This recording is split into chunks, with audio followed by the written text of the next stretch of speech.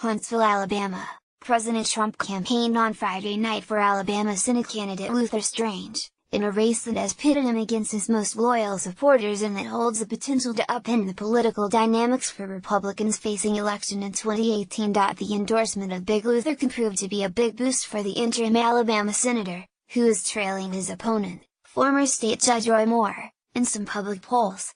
But even Trump seemed unsure that the endorsement was the right move. "I'll be honest, I might have made a mistake," Trump told the crowd at one point during his nearly 90 minutes of remarks. "If Luther doesn't win, they're not going to say, 'We picked up 25 points in a short period of time,'" he added, referring to the media. "If his opponent wins, I'm going to be here campaigning like hell for him." After some musing, he seemed to catch himself. "Luther will definitely win," Trump said. It may not have been exactly the ringing endorsement Strange's campaign had hoped for, but it would have to do. Trump is jumping into the special election at a time when Strange could use all the help he can get before the primary election on Tuesday night. The Alabama Republican is favored by establishment Republicans including Senate Majority Leader Mitch McConnell, RKY, but has been pilloried by Moore, who has fashioned himself as an outsider Republican in the mold of Trump himself. For his part, Strange has draped himself in Trump in an effort to win over the president's ardent supporters. So much so that the Friday night rally bore few signs that its purpose was to boost his candidacy. Everything about the rally, the mega stadium, the massive American flag, the Make America Great Again hats, screamed Trump. There were few signs that the rally was for anyone else, except for the giant Trump campaign-style "Vote for Luther" sign that hung in the background. The president delivered a signature rally speech, meandering from topic to topic, prompting laughter, and chants of "Lock her up" from the crowd when he mentioned his former Democratic opponent, Hillary Clinton. He denounced the dishonest media who he said would not broadcast images of the crowd, though they often do. And he complained about the treatment of First Lady Melania Trump in the media. Then, without much warning, Trump returned to his prepared remarks shouting Strange. "Luther wants to end business as usual, stop the insider dealing, and Luther Strange is determined to drain that swamp," Trump said, in a brief interlude. Trump talked at length about Strange's willingness to vote in favor of the Republicans' bill to repeal the Affordable Care Act without seeking any favors in return. He said his endorsement of Strange came despite his unwillingness to wait into an ongoing primary. "We have to be loyal in life," Trump said.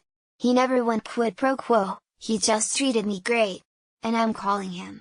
He was down like quite a bit and I said, "I'm going to endorse you," Trump continued. "I shouldn't be doing it. The last thing I want to do is be involved in a primary." But Strange had given him one of the coolest moments of the last 6 months of his life, Trump told the crowd.